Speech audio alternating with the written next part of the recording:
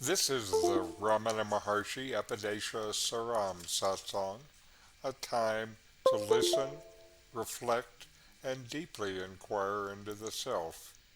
Know yourself and be always free and at peace.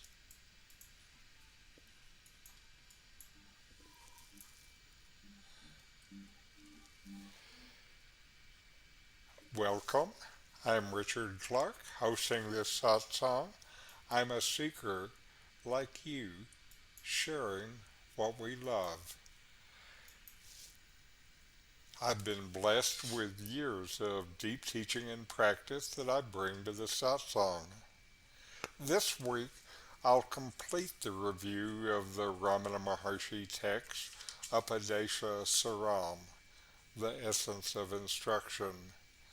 I'll cover verses 26 through 30, in which Ramana talks about the experience of the self-realized. I'm using Professor Swaminathan's translations.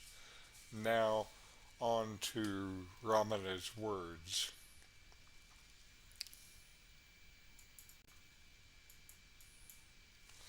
Verse 26. To know the self is but to be the self, for it is non-dual. In such knowledge one abides as that. This is non-duality. Knowledge and being are one and the same, not two different things. Knowing is being. Knowing the self is not like knowing an object, rather, it is knowing the subject, knowing the knower. You don't know the knower with your mind, the knower knows the mind. The only way you know the knower is to be the knower.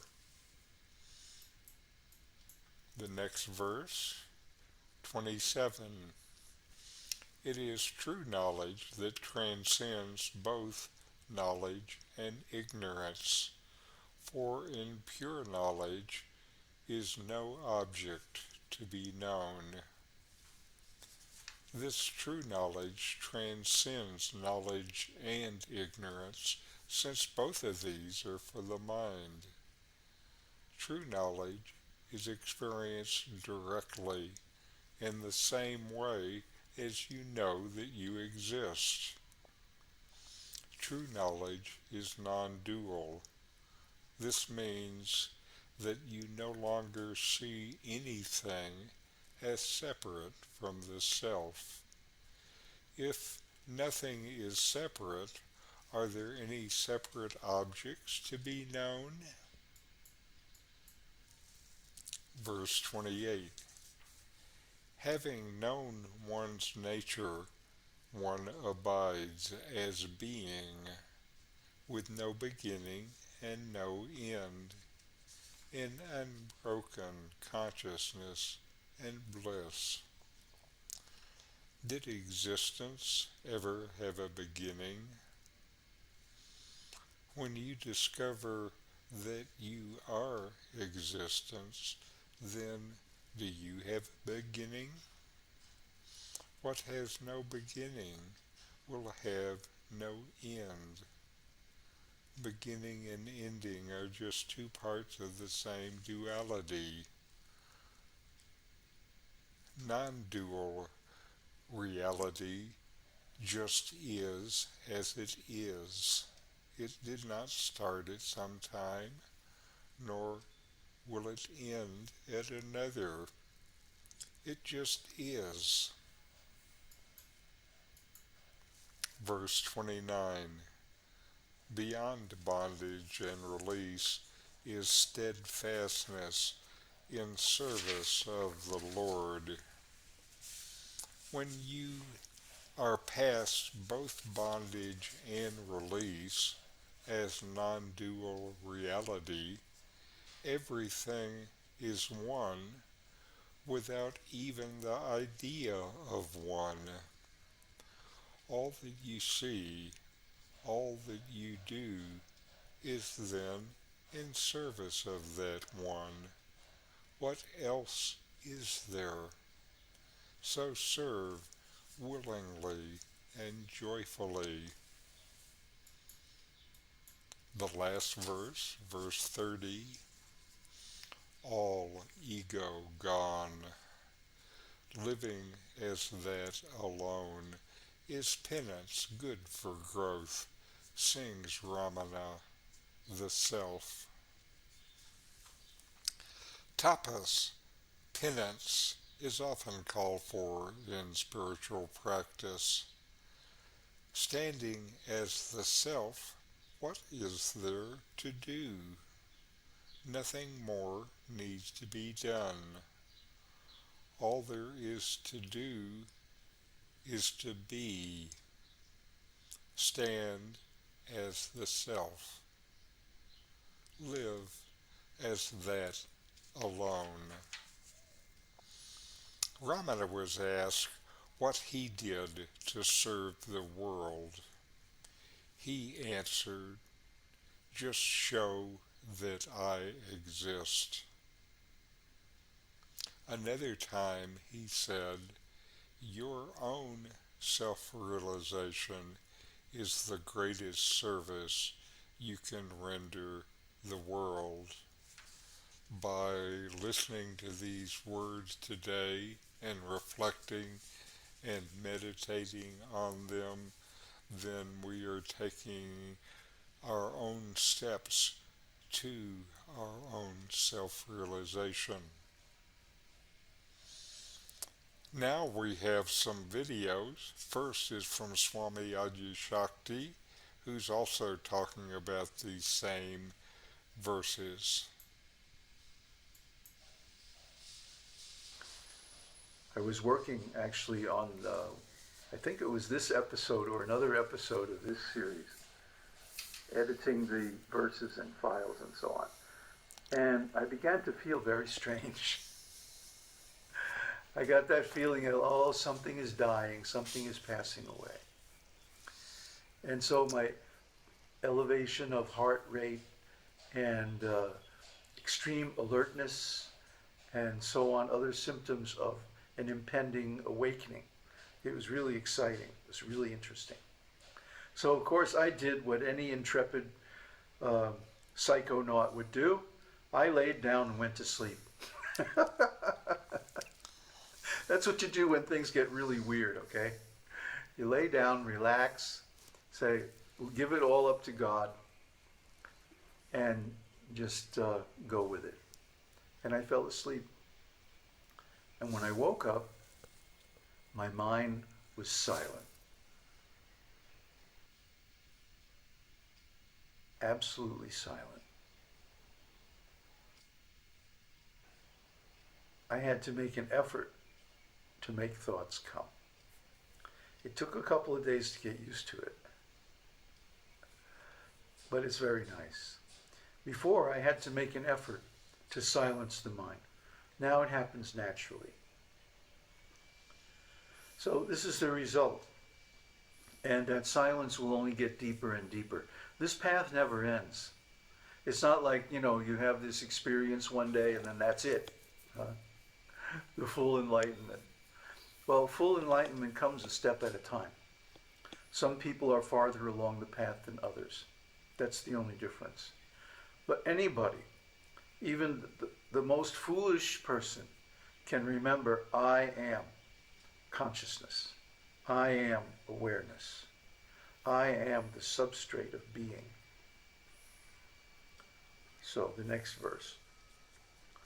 Being self is knowing self, because self is that which is not two. This is abidance as the reality. Tanmai nishta. Tanmai nishta means I am not two. There aren't two selves, so that one can look at the other one. The subject and object. No. There's only one self. No subject, no object. This is called unconditioned awareness. I remember one time I was in Palani and I was at a big jagna, a homa jagna, Navagraha jagna, where they make offerings to the 9 planets to uh, smooth out everybody's karma. And afterwards there was a big meeting of sadhus. And the head sadhu asked me, because I had just come from Sri Lanka, I was still wearing my Buddhist robes and everything. And the head monk asked me, well, what is your philosophy? Advaita? Monism? He was making a trick question. So I said, I thought for a moment, because I had never been asked this question before. And I said, well, I would have to say it's unconditioned non-duality. And oh, he was very pleased. He was like, yes, you've really learned something there in Sri Lanka, haven't you? And I went, yeah. Because to go to the extreme of monism and saying it's all one, that's a mistake. Non-dualism, non-duality doesn't mean monism. It means an indeterminate number, a non-number. There is no number, no 1, no 2, no 3, no nothing. And of course, unconditioned means that there's no upadis, there's no limitations. You can be anything or nothing or whatever. There's no way to categorize it. There's no conception that can be overlaid on it to limit it. So it's simply pure awareness, objectless, unconditioned, and eternal. So instead of arising as this or that, I am a man, I am a human being, I am a conditioned soul, I am a Hindu, I am a Christian, I am a this, I am a that, whatever, then we should just allow ourselves to be what we originally are, this pure consciousness, this self. So the next verse. The knowledge which is devoid of both knowledge and ignorance about objects alone is real knowledge. This is the truth, because in the state of self-experience there is nothing to know other than oneself. There's no subject, there's no object. There's nothing to know because only self is.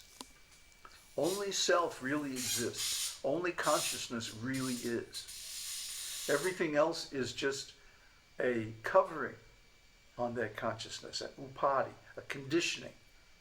So that consciousness has nothing to be conscious of in its pure state. So this self-experience, this is the primary experience. This is the primary knowing. This is perfect knowledge, or what does he say? Real knowledge, the truth, with a capital T. Because from this state, everything else is coming. The whole world is coming out of this state. This is the ultimate creative potency. Now, there's another verse in Ullada Narpadu where Bhagwan says, know thus, that which is completely devoid of knowledge and ignorance about objects is true knowledge. That which knows anything other than itself is not true knowledge. Since self shines without another for it to know or to make it known, it is true knowledge. Though devoid of both knowledge and ignorance about objects, it is not a void. Indeed, it's a fullness. It is full of itself. So this is the ultimate state, where there's no knowledge and no ignorance, because there's nothing to know or to be ignorant of. There is only knowledge. But that knowledge is not about anything. That knowledge does not have an object. and there's nobody to be a subject. So all of these dualities, all of these pairs of opposites or complementaries disappear. And that's the meaning of non-dual. It doesn't mean oneness, because who's keeping score? Yeah, there's only one, but there's nobody to know that there's only one. So this is the ultimate state. Let's go on. If one knows what one's own nature is, then what will remain and shine is only the beginningless, endless, and unbroken existence, consciousness, bliss. Anadi Ananta Akhanda Satchidananda. Abiding in this state of self, having attained the supreme bliss mentioned in the previous verse, which is devoid of bondage and liberation, is abiding in the service of God, or abiding as enjoined by God. So this is a tricky thing, huh? God has given so many religions and so many scriptures and so many instructions about how to be. Huh? Why? Why is that? Because we fall into a state of conditioned consciousness and material existence. And then we call out to God, help, please save us. Isn't it? And because God is all merciful, therefore he creates so many religions and meditations and instructions for different classes of people, just to help them. So in other words, we mess up, huh? We screw ourselves up really well, and then we pray to God to please help us, and of course he does.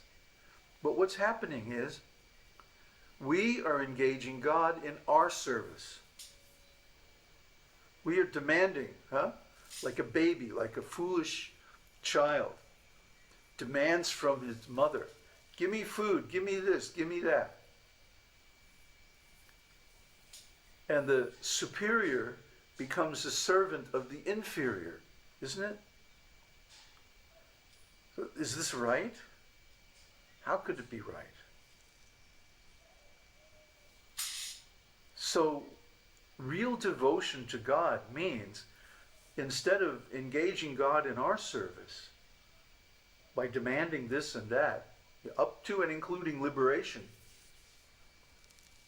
we become what God would want us to be, liberate ourselves, and in that way relieve God of the responsibility to have to serve us, to have to help us.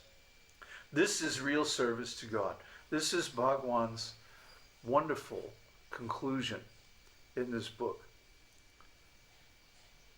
So in other words, people who are in the religious mode of bhakti say that this Advaita philosophy, by the way, this philosophy is known as Kevala Advaita. Kevala Advaita means only or strict or complete non-duality. They say that this is Mayavada, because it denies the real or independent existence of the world and the individual soul. But actually, it is the perfection of bhakti. It is the purest and most desirable, powerful, and beautiful service to God. Because now finally God is relieved of the burden of having to take care of us. Can you see? Did you get it? This is Bhagwan's conclusion in Upadesa Undiyar. And I think it's a very, very wonderful conclusion. So finally, if one knows that which remains after I has ceased to exist, what is experienced then alone is excellent tapas, Thus said Lord Ramana, who is the self. This verse was written by Murugana. But it's a fitting conclusion to this whole book, because the sense of being an individual apart from God, apart from the whole, is the source of all our problems. This desire to be separate.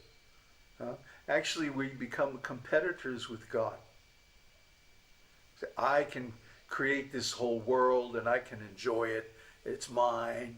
And I can be the controller, the Ishwara, and all like this. And we go into competition with God. It's really a crazy making business. No wonder we suffer. It's so wrong in every way. So when this finally ceases, when we finally give up this crazy notion to be a separate individual, then that which remains is the original consciousness and being. And that is nothing but self, nothing but God himself. So there's going to be one more episode where I talk about some of the conclusions and some of the ways to get it wrong. So thank you very much. Om Tat Sat. Om Harihi Om. And now we will hear Nome in a discourse, Egoless Being. Egoless abidance is self-realization. Such a state of non-ego is both innate and of the nature of knowledge. Knowledge transcends perception and is not determined by the senses. Similarly, knowledge transcends conception and can never be determined by a thought. For self-realization, then, what is required is not a bodily change or a mental change, but rather the abandonment of false identification. The identification of being an individual entity endowed with a mind, body, senses, and such forms. How can there be abandonment of the ego? You can do so only by knowledge. And it is this egoless knowledge that shines as the core, the essence, and the real substance of any profound spiritual experience.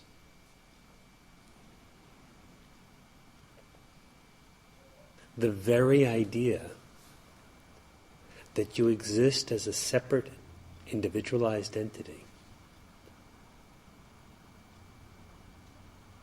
should be abandoned.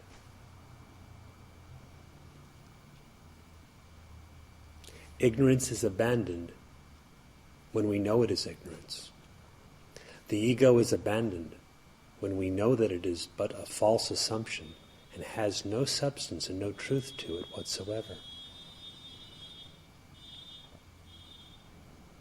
The idea that you are an embodied individual entity now or in the past should be relinquished in knowledge.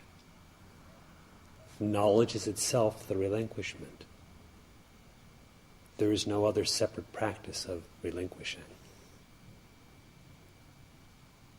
Similarly, the conception that you will exist as an individual entity in the future should be abandoned.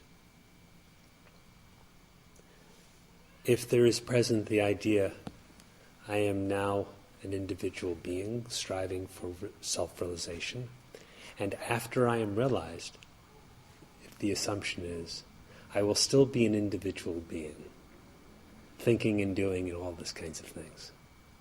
This is just the very ignorance that ought to be dispersed. For if you realize what your true nature is, it is only the unborn, undying, unformed, absolute being consciousness bliss.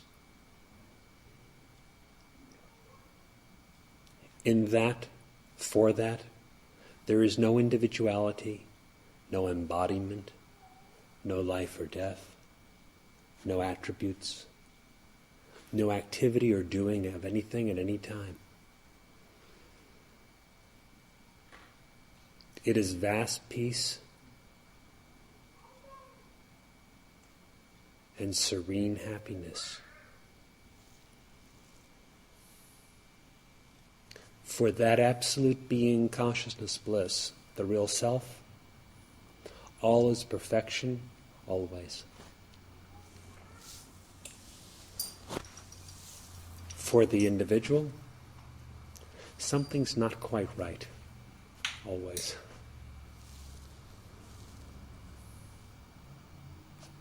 To find out the illusory nature of the individual or ego, its utter non-existence, is to find the perfection that is never marred and never interrupted. So the Maharshi has given instruction in self-knowledge, and by way of practice has given the instruction to inquire.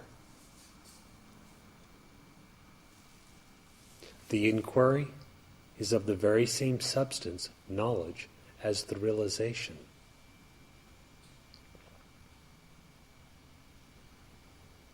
And while we loosely speak of, in terms of practice, knowledge as if it is something to be attained or acquired, in the end you find knowledge is identical with your being. That existence itself, consciousness itself, is the knowledge. The ignorance is for the ego, by the ego, and is made up of the ego. Or we can say the ego is for the ignorance and by the ignorance, and is made up of ignorance. It amounts to the same thing. The self is knowledge itself. For knowledge is not an idea to be grasped. It is not that kind of understanding. What will be grasped will be lost. What appears disappears. Knowledge is identical with being. Inquiry reveals that knowledge. And in that knowledge, the one who knows and what is known are identical. For in the infinite absolute, there is no division and there is no external, no other. By the power of knowledge, dive deep into knowledge of yourself. Cease to identify with any definition that is based upon existing as an individual entity, the first definition, or ego.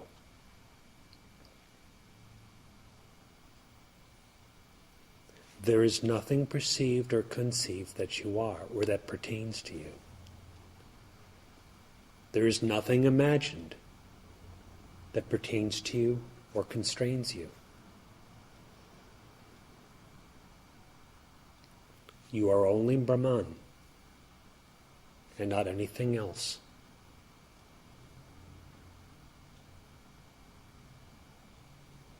You are not someone broken off from Brahman. You are not someone trying to get back to Brahman.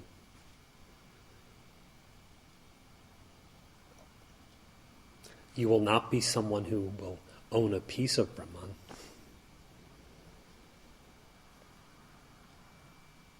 You are just Brahman, and Brahman has no suffering, no bondage, no imperfection.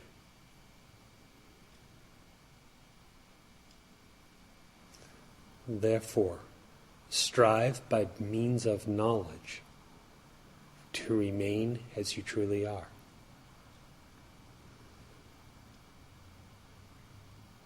You remain as you truly are when an alternative state is known to be just delusion and not real.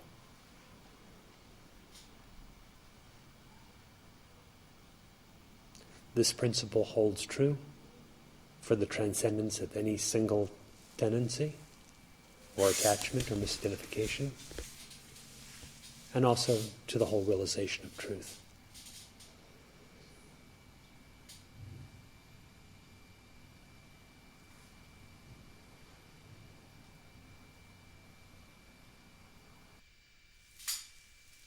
All right. Now we will take a few minutes for a short meditation as inquiry. Breathe in and breathe out with long, slow breaths. Feel the breath as it comes in, as it goes out, and feel your mind quiet.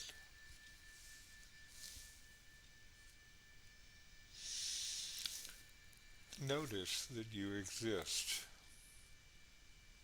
You exist, and you know that you exist without feeling it or thinking about it. You just know. Already this is beyond body, feeling, or mental thought.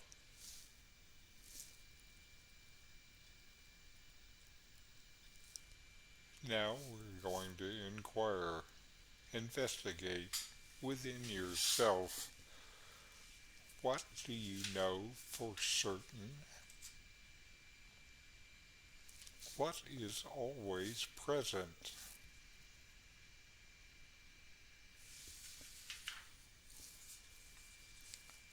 What comes and goes?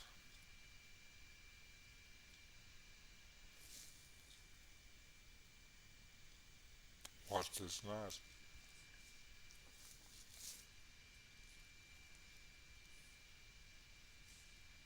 Is this that you know for certain? Does it get greater at one time and smaller at another? Or is it always the same?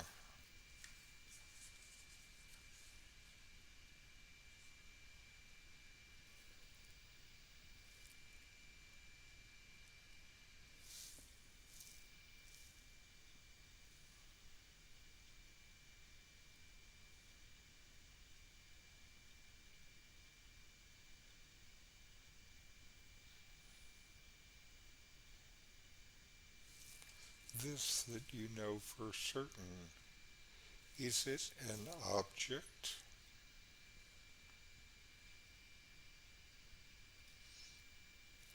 If you don't know it like an object, then how do you know it?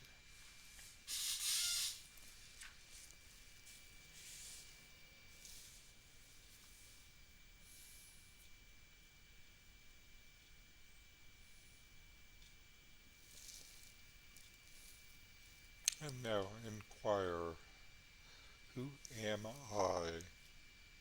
What is the nature of my existence?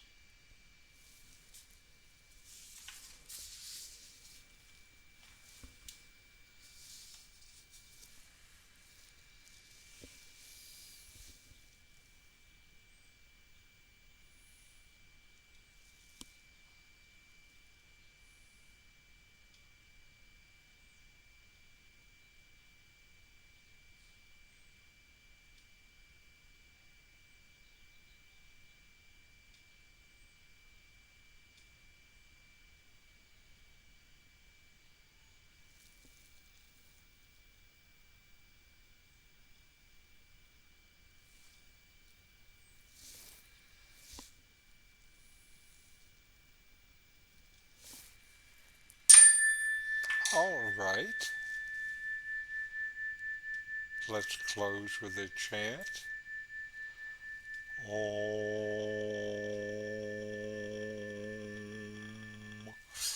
Shanti, Shanti, Shanti.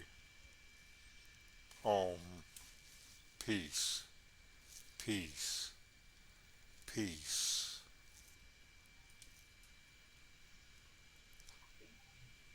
All right. Any comments or questions? I I didn't get never to, I didn't get to really, say, Evelyn, I didn't get to say hello to you, so I just wanted to do that. oh, we'll be doing that for reals pretty soon. I'm so excited about that. Me too. Anyway, I interrupted. You were going to say something important, so. No, as I'm sort of left without words at the end of these things. As it should be. As it should be, finally. She has nothing to say. That's words run out of juice for this kind of stuff. They do. Yep. So, um, Anyway, thank you for letting me share this teaching with you. And next week, I'm going to start on uh, a new book. This is a short book called Atma Vidya. And this, like a lot of things that Ramana wrote, was written at the request of a devotee. The devotee asked Ramana to write something about self knowledge is the easiest thing. So we'll spend a few weeks just good. seeing how easy it is. Yeah, we'll just see about that.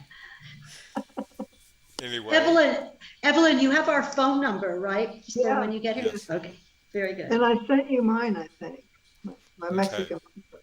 But Anyway, I'll be in touch right away. Very When I get good. very good. Bye. Very good. Good, Namaste. good travels. Thank you. Yes.